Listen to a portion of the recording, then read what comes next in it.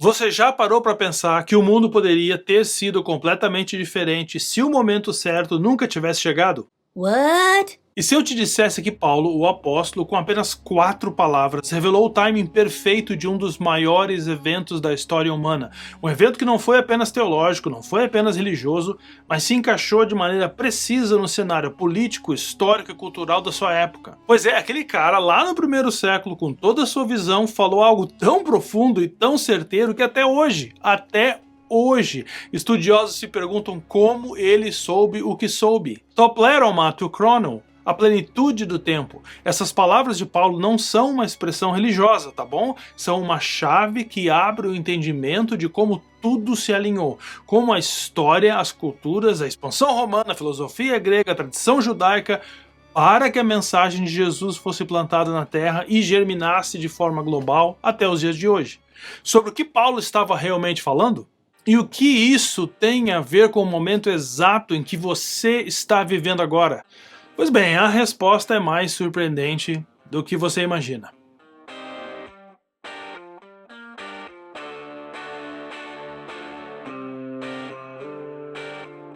Tem uma pergunta que muitas pessoas me fazem acerca de uma expressão usada pelo apóstolo Paulo em sua carta aos Gálatas, que geralmente causa uma curiosidade, uma agitação, até um frenesi em quem estuda ou em quem tenta entender o surgimento da fé cristã no primeiro século. É que Paulo usa essa expressão, é uma expressão realmente muito misteriosa, quase que do nada, porque lendo o capítulo 4 da sua carta aos Gálatas, parece que a conversa está se dirigindo para um outro lado, a um outro caminho, completamente diferente. Então ele fala tais palavras misteriosas.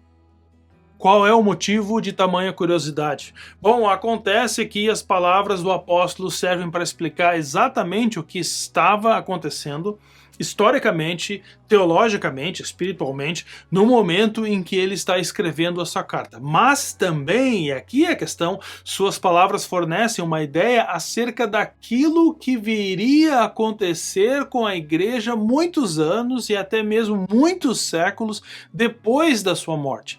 E é aí que a coisa começa a ficar um pouco assustadora. Porque explicar o que ele quis dizer não é, na verdade, tá bom, a tarefa mais difícil para um estudioso da Bíblia, um historiador. E é exatamente isso que eu vou tentar fazer aqui, vou ver se eu consigo. O mais difícil é tentar explicar o incrivelmente inesperado, ou seja, como que o apóstolo Paulo sabia o que ele sabia. Como que ele teve tamanho discernimento, por mais inteligente e academicamente preparado que ele fosse, para expressar em 4 palavrinhas aquilo que cientistas religiosos, biblistas, historiadores, teólogos precisam hoje escrever livros e mais livros para tentar comunicar algo levemente parecido com o que o apóstolo falou. A explicação que eu te darei aqui sobre essa expressão paulina faz parte dessa série acerca da história dos escritos do Novo Testamento, tá bom? Uma série onde a gente discute os contextos histórico, político, cultural e teológico do cristianismo primitivo, o que alguns escritores chamam de o mundo do Novo Testamento. Então, se você for comprar um livro de introdução ao Novo Testamento, provavelmente o primeiro capítulo ou um dos primeiros capítulos vai ser isso, o contexto do Novo Testamento, o mundo do Novo Testamento, e essa série é mais ou menos isso. Ou seja, como era o mundo do Antigo Oriente Próximo, mais particularmente nas religiões da Galiléia e Judéia no primeiro século, quando os documentos do Novo Testamento foram escritos. Eu vou começar dizendo isso. A afirmação feita pelo apóstolo Paulo em sua epístola aos Gálatas, capítulo 4, verso 4, é assustadoramente precisa em termos culturais, teológicos e pedagógicos, históricos e tudo mais. Por que eu estou dizendo isso? Porque Paulo escreveu Hote de Elfen to pleroma tu chronou, exapestelen hoteos ton huion autu. Ou seja, mas quando chegou a plenitude do tempo, Deus enviou seu Filho. Nesse contexto tem uma expressão muito curiosa, to pleroma tu chrono, a plenitude do tempo. Essa palavra grega, pleroma, plenitude, completude, aparece em outros lugares do Novo Testamento, tá bom? Não só aqui. Aparece em Mateus, aparece em Marcos, em Romanos, 1 Coríntios, Efésios, Colossenses e em Gálatas. E tem uma profundidade espiritual significativa, ou seja, teologicamente, pleroma não se refere apenas a um momento no tempo, uma cronologia, mas também à completude do plano de Deus na história da salvação. Teleologia, diferente de teologia, tá bom? Ou seja, o propósito ou a finalidade intrínseca aos processos divinos em relação aos eventos históricos. Tá. A vinda de Cristo à Terra é o cumprimento de uma promessa divina feita desde a fundação do mundo, o cumprimento das condições históricas e culturais específicas, a revelação plena de Deus e o início da restauração completa da humanidade e do reino de Deus. E então, ao usar o termo plenitude, Paulo destaca também a chegada de Cristo. Chegada de Cristo que é o ponto culminante de todo o plano de Deus para a humanidade. Legal, né? Joia, sim, teologicamente perfeito. Mas, teologicamente, isso é exatamente o que esperávamos de Paulo, certo? Ou seja, não é surpreendente afirmar teologicamente sobre a completude do plano de Deus, embora seja muito importante e necessário. Mas a gente não precisaria esperar outra coisa de um homem que escreve um livro da Bíblia, não é mesmo? Agora, o interessante é que o apóstolo misteriosamente e enigmaticamente não fala apenas sobre a realidade espiritual da plenitude. Paulo está ciente de tudo o que estava acontecendo ao seu redor e ainda sobre o que iria acontecer nos séculos que se seguiriam ao longo da trajetória da igreja cristã nascente. Como que ele sabia isso? Como? Paulo está claramente afirmando que houve um momento específico dentro da história humana, topleromatokronon, devidamente e devidamente designado, em que Deus escolheu enviar Jesus Cristo ao mundo, e essa expressão é tão precisa, mas tão precisa, que no restante do verso ele usa conotações históricas para afirmar que o nascimento de Jesus aconteceu no momento histórico exato, nem um dia antes, nem um dia depois, mas no momento exato. Genomenon ek gunaikos, genomenon huponomon.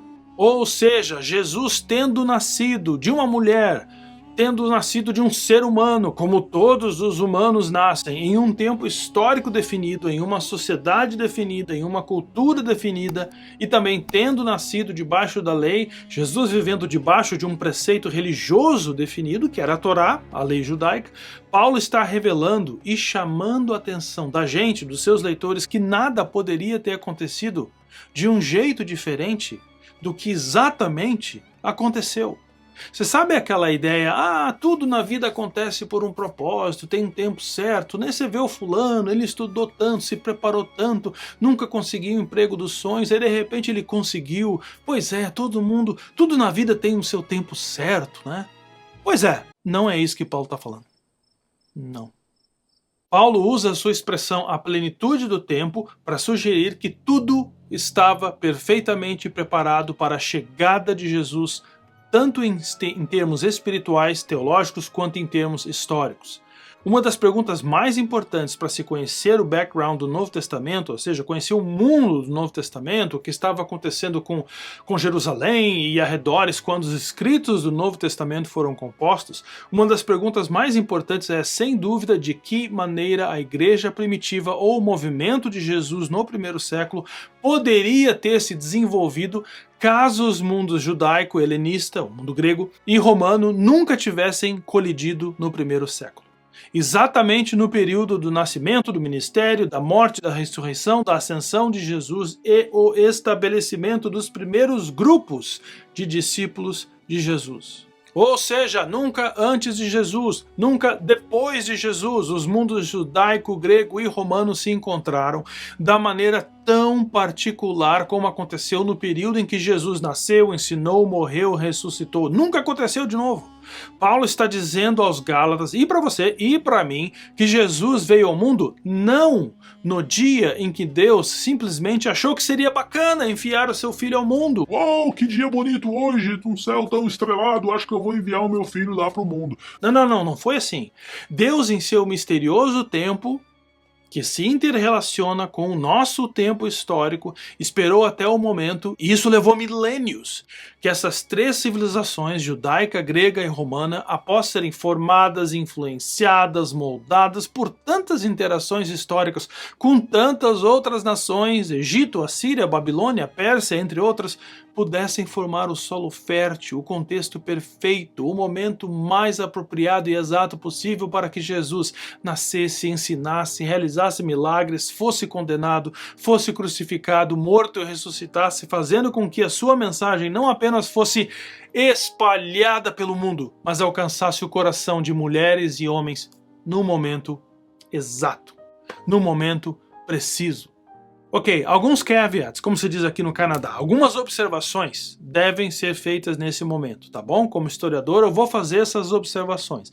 Antes de tentarmos responder o que poderia ter acontecido à igreja primitiva caso os mundos judaico, grego e romano nunca tivessem se encontrado no primeiro século, nós precisamos entender alguns aspectos. Primeiro, evidentemente, o tal encontro, choque ou colisão entre esses mundos judaico, grego e romano começou a ocorrer antes de Jesus, antes da igreja, e continuou após o estabelecimento da igreja. Mas não há como negar que alguns eventos chamam a atenção para a contingência, a correspondência histórico-cronológica entre esses três mundos e o evento Jesus.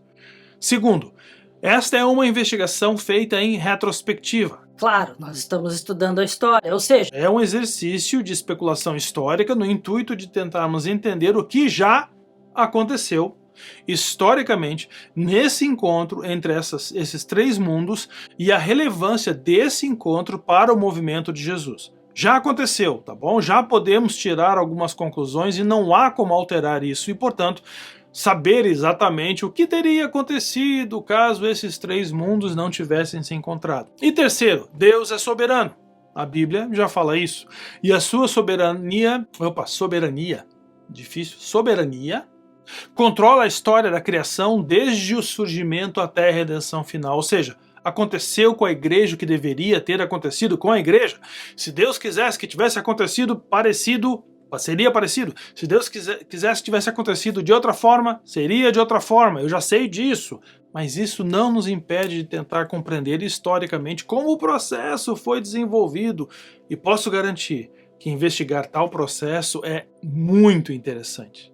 Podemos estar quase certos, dizer totalmente certo é um perigo quando discutimos eventos históricos, mas podemos estar quase certos ao aceitar como um consenso geral entre biblistas e historiadores que se os mundos judaico e greco-romano nunca tivessem se cruzado, o cristianismo primitivo teria sido um movimento completamente diferente, teria sido outra coisa. O cristianismo cresceu em um caldeirão cultural com influências tanto das tradições judaicas quanto da filosofia grega e foi beneficiado pela expansão imperial romana. E sem essa colisão, o movimento de Jesus poderia ter corrido o risco de ter permanecido mais localizado ou evoluído em uma direção totalmente diferente. E como você já deve ter percebido, eu não vou conseguir discutir a contribuição dessas três civilizações, judaica, grega e romana, ao cristianismo nesse vídeo aqui. Por isso eu quero convidar você a assistir os próximos 3 vídeos. E você encontra o link de cada vídeo na descrição abaixo. Mas eu quero terminar dizendo isso. Estude história. Não é só curiosidade não, é o teu código secreto. É como ter um mapa que mostra onde os outros mandaram bem ou vacilaram, te ajudando a fazer escolhas mais inteligentes na tua própria jornada. A gente se vê no próximo vídeo.